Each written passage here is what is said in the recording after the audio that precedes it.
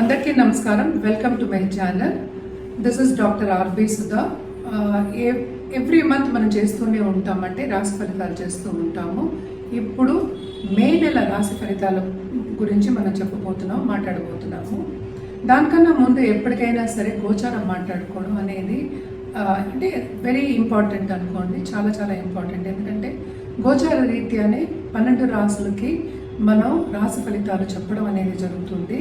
ఎందుకంటే ప్లానెట్స్ అందరికీ తెలుసు, 9 ప్లానెట్స్ ఉంటాయి, అలాగే 12 రాశులు ఉంటాయి. అసలు రాశి అంటే ఏంటి? రాశి అంటే మీరు పుట్టిన నక్షత్రం, అంటే చంద్రుడు ఏ రాశిలో ఉన్నాడు, అది ఏ భావంలో ఉన్నాడో మనం దాన్ని రాశి కింద పరిగణిస్తాం అన్నమాట. అంటే పుట్టిన నక్షత్రం బట్టి.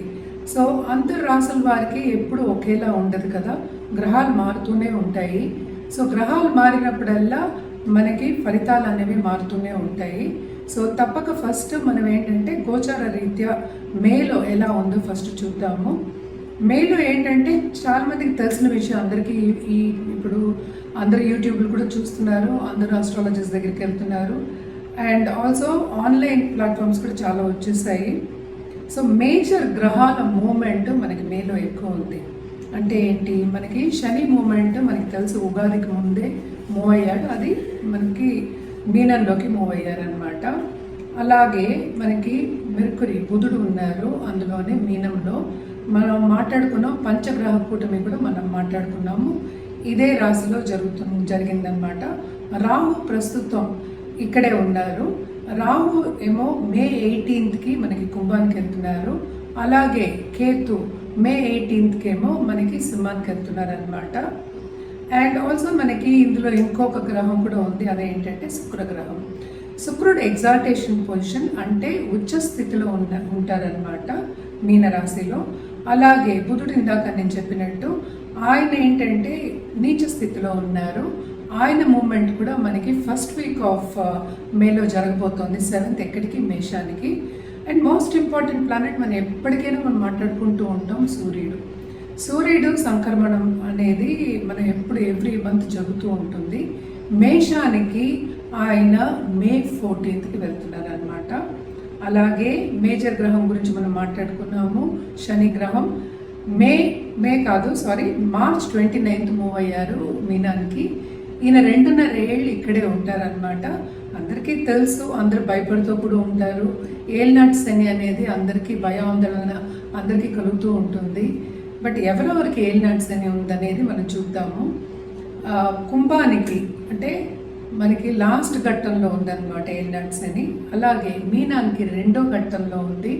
మేషానికి ఇప్పుడే స్టార్ట్ అయింది, అంటే మేషరాశి వాళ్ళకి.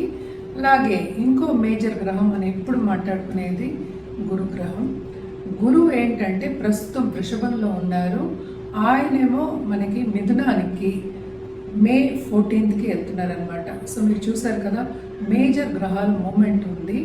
అలాగే ఏంటంటే మార్స్ ఇంకో గ్రహం, ఎప్పటికైనా మనం మాట్లాడుకుంటాం.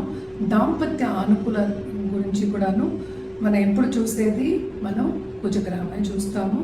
అలాగే అంటే ముందుకెళ్ళడం కానీ, దూసుకెళ్ళడం కానీ, అగ్రెసివ్ నేచర్ కానీ, ఒక కాన్ఫిడెన్స్ కానీ కూడా మనం ఎప్పుడు మార్స్ని మనం చూసుకుంటూ ఉంటాం. అంటే కుజుడి పొజిషన్ మనం జాతకంలో చూస్తూ ఉంటాం అన్నమాట.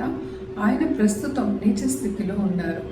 సో ఈ నెలంతా కూడా ఇదే ఇంట్లో, అంటే కర్కాటక రాశిలో ఉండబోతున్నారు, నీచ స్థితిలో ఉన్నారనమాట. ఇవి మనం మాట్లాడుకోవాల్సిన, అంటే ఇది గోచారం. సో మనం నెక్స్ట్ మాట్లాడుకోబోయేది ఏంటంటే ఒక్కొక్క రాశి వారిగా ఒక్కొక్క రాశి వాళ్ళకి రాశి ఫలితాలు ఎలా ఉన్నాయో మాట్లాడుకుందాం. దానికన్నా ముందు మనం ఎప్పుడు మాట్లాడుకునేది ఏంటి, జనరల్ పరిహారాల గురించి ఎప్పుడు చెప్తూ ఉంటాను. సో జనరల్ పరిహారాలు ఎప్పుడైనా సరే, ఇప్పుడు చాలా మేజర్ మూమెంట్ ఉన్నది ఏంటంటే రాహుకేతు మూమెంట్ ఉంది. సో దాని గురించి మనం ఏంటంటే నవగ్రహ స్తోత్రాలు, నవగ్రహ పూజలు, లేకపోతే నవగ్రహ హోమాలు చేయడం చాలా మంచిది.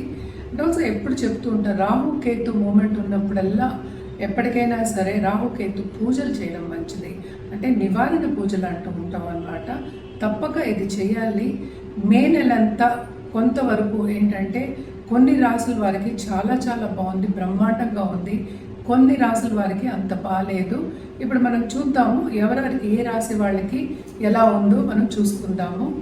అండ్ పరిహారం విషయానికి వస్తే కనుక నవగ్రహాలు ఒకటి కాకుండా ఎప్పటికైనా నేను మాట్లాడేది శక్తి పూజలు చేసే వాళ్ళకి ఎప్పటికైనా స్ట్రెంగ్త్ అనేది చాలా ఎక్కువ ఉంటుంది. సో తప్పక పాజిటివ్ స్ట్రెంగ్త్ నేను చెప్పేది, పాజిటివిటీ కూడా చాలా ఎక్కువ ఉంటుంది. సో నిత్యం మనం ఏంటంటే శక్తి పూజలు చేసేవాళ్ళు, అమ్మవారి పూజలు చేసే వాళ్ళకి ఎప్పటికైనా సరే చాలా బాగుంటుంది. ఈ గ్రహ ఇవి కూడా గోచరాలు అండ్ ఆల్సో ఫలితాలు కూడా కొంతవరకు వాళ్ళకి పాజిటివిటీని తీసుకొస్తాయి అన్నమాట. ఎప్పటికైనా నేను అడ్వకేట్ చేసేది కానీ చెప్పేది కానీ ఎవ్రీడే నిత్యం దేవి పూజలు చేయండి అనేది చెప్తూ ఉంటాం అనమాట. శక్తికి మించింది ఇంకా దేవతలు లేరు నా ప్రకారం. సో తప్పక శక్తి పూజలు చేసేవారు, అమ్మవారి పూజలు చేసేవారు మాత్రం బాగా చేయండి. అంటే నిష్ఠగా చేసుకుంటే ఇంకా చాలా మంచిది. ఈ పరిహారాలన్నీ చేస్తూ ఉంటే కొంతవరకు బాగుంటుంది. చాలామందికి తెలుసు మేషరాశికి ఇప్పుడే ఏలినాడ్స్ అని నేను కూడా చెప్పాను. ఏలినాడ్స్ అని మొదలైంది. సో ఫస్ట్ ఘట్టంలో ఉంది. దానికి పెద్ద భయపడవలసిన అవసరం ఏం లేదు. మేషరాశి వాళ్ళకి కూడా మిశ్రమ ఫలితాలు ఉన్నాయి. ఎందుకంటే 12వ లార్డ్ అని మనం చూసాము అంటే మనకి 3వ ఇంటికి మూవ్ అయినప్పుడు, అంటే జూపిటర్ 3వ ఇంటికి మూవ్ అయినప్పుడు ఇంకా బాగుంటుంది.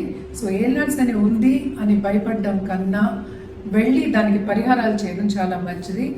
మీకు ఇంకా ఏమైనా డౌట్స్ ఉన్నా కానీ లేకపోతే మీకు మీ జాతక రీత్యా మీకు ఏమైనా అడ్వైస్ కావాలి అంటే కనుక తప్పక మమ్మల్ని సంప్రదించడం మంచిది. అలాగే మాకు జాతి రత్నాలు ఇచ్చేవాళ్ళు కూడా ఉన్నారనమాట. సో మన జాతి రత్నాలు కూడా ఎప్పుడు మనం చెప్పుకునేది ఏంటంటే ఒక రెమెడియల్ మెషిన్ పరిహారాల కిందే చెప్తూ ఉంటాము. సో జాతక రీత్యా మీకు జాతి రత్నాలు కావాలి అనుకుంటే తప్పక కింద స్క్రోల్ అయ్యే ఈమెయిల్ ఐడి అలాగే నంబర్కి సంప్రదించవచ్చు. ఇప్పుడు మనం మాట్లాడుతూ పోయేది కన్యా రాశి వాళ్ళ గురించి. కన్యా రాశి వాళ్ళకి ఈ నెలంతా ఓరట నెల కింద మనం తీసుకోవాలి. ఎందుకంటే కేతు మూమెంట్ ఉంది. కేతు మూవ్ అయిపోయాడంటే తప్పక వీళ్ళకి బ్రహ్మాండంగా ఉంటుంది. కెరియర్ పాత్లో అంటే ఏంటి, కొత్త ఆపర్చునిటీస్ వస్తాయి. ముందు చేసిన దానికన్నా ప్రమోషన్ మీద కానీ ఇంక్రిమెంట్ మీద కానీ వేరే చోటికి వెళ్ళే ఛాన్సెస్ కనిపిస్తున్నాయి అన్నమాట. స్థానచలనం కొంతవరకు కనిపిస్తుంది. మనకి తెలుసు 7th కూడా మనకి శనికి ప్రవేశించున్నారు. అలాగే రాహు కూడా మూవ్ అవుతున్నారు. సో తప్పక ఆన్లైన్ బిజినెస్ చేసే వాళ్ళు కానీ, ఆర్ట్ రంగంలో ఉన్న వాళ్ళకి కానీ, లేకపోతే స్టాక్ మార్కెట్ ట్రేడింగ్ కానీ, ఫైనాన్షియల్ మార్కెట్ ట్రేడింగ్స్లో ఉన్న వాళ్ళకి కానీ, కమోడిటీ ట్రేడింగ్స్లో ఉన్న వాళ్ళకి కానీ తప్పక వాళ్ళకి రాబడి అనేది చాలా ఎక్కువ కనిపిస్తుంది ఎప్పుడు మే 18th తర్వాత. అలాగే మనం చూసాము అంటే 7th లార్డ్ ఏంటంటే 10th పడ్డారు. సో నిరుద్యోగులకి తప్పక ఉద్యోగ అవకాశాలు వస్తాయి. వాళ్ళు అనుకున్నది సాధిస్తారు. వాళ్ళు అనుకున్న ఇంక్రిమెంట్స్ కానీ సాలరీ కానీ వచ్చే ఛాన్సెస్ ఎక్కువ కనిపిస్తున్నాయి. అలాగే ట్రావెలింగ్ అనేది ఎక్కువ కనిపిస్తోంది.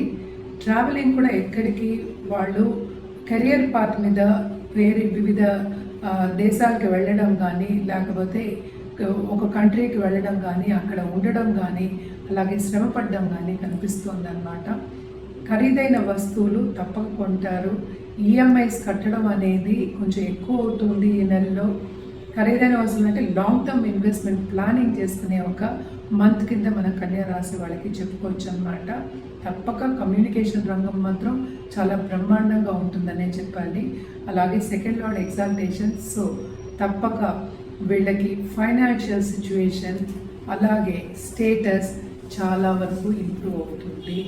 ఈ రాశిలో ఉన్న వాళ్ళ పిల్లలు కూడా వీళ్ళు చెప్పిన మాట వింటారు. తప్పక పైకి వచ్చే సూచనలు ఎక్కువ కనిపిస్తున్నాయి. అండ్ ఆల్సో వాళ్ళని ఫారెన్లో సెటిల్ చేయాలి అనుకున్న వాళ్ళందరూ ఫారెన్ వెళ్ళి సెటిల్ అవ్వడానికి వీళ్ళు ఖర్చు పెట్టడం అనేది జరుగుతుంది. తప్పక ఈ నెల అంతా ఏంటంటే ఇంప్రూవ్ అయ్యే ఒక నెల కింద మనం తీసుకోవాలి. ఇంప్రూవ్మెంట్ అంటే పాస్ట్ నెలల కింద మనం కంపేర్ చేసుకుంటే చాలా ఇంప్రూవ్మెంట్ అనేది కన్యా రాశి వాళ్ళకి మనం చూస్తున్నాము. అలాగే ఏంటంటే తప్పక వీళ్ళకి ఫైనాన్షియల్ మార్కెటింగ్లో లేకపోతే రియల్ ఎస్టేట్ రంగంలో ఉన్న వాళ్ళకి క్రయ విక్రయాలు చేసే వాళ్ళకి తప్పక చాలా బాగుంటుంది. ఈ కాలంలో చేసేదంతా ఇదే కమిషన్ బిజినెస్ అని కూడా మనం అంటూ ఉంటాము. కమిషన్ బిజినెస్లో ఉన్న వాళ్ళకి కూడా రాబడి అనేది చాలా అధికం అనేది కనిపిస్తోంది. తప్పక ఈ నెలంతా ఎందుకంటే సంతోషంగా ఉంటుంది. Especially 2nd half of this month కన్యా రాశి వాళ్ళకి దాంపత్య జీవితంలో కూడా కొంతవరకు ప్రాబ్లమ్స్ ఉన్నప్పటికీ అనుకూల పరిస్థితి, అండర్స్టాండింగ్ అనేది పెరుగుతుంది, అనుకూల పరిస్థితి అనేది ఉంటుంది. కుటుంబంతో చక్కగా సన్నిహితంగా ఉండడం, అలాగే అందరితో కలవడం, బంధుమిత్రులు కలవడం, విందు వినోదాల్లో పాల్గొనడం అనేది జరుగుతుంది. ఇంట్లో కూడా శుభకార్యాలు చేసే ఒక సూచన కనిపిస్తోందన్నమాట. అలాగే ఈ రాశిలో ఉన్న వాళ్ళ పిల్లలకు కూడా పెళ్ళిళ్ళు కాలేదు అన్న వాళ్ళందరికీ కూడా మంచి సత్సంబంధాలు ఏర్పడే ఛాన్సెస్ కూడా ఈ నెలలో కనిపిస్తున్నాయి. వీళ్ళు పరిహారాల విషయానికి వస్తే కనుక తప్పక వీళ్ళు మనం ఎప్పుడు చెప్పేది ఏంటంటే గణపతికి పూజ చేయమని చెప్తూ ఉంటాము. లక్ష్మీ గణపతికి నిత్యం పూజ చేయడం చాలా మంచిది. లేని పక్షాన్ని ఎవ్రీ ఫ్రైడే తప్పక లక్ష్మీ గణపతి వెళ్ళి దర్శించుకోవడం కానీ ఇంట్లో పూజ చేయడం కానీ మంచిది. ఎందుకంటే లక్ష్మీ కళ తప్పక మీకు ఈ నెలంతా ఉంది, ఇంకా బాగుండాలి అని ఇవన్నీ చేసుకుంటే మంచిది.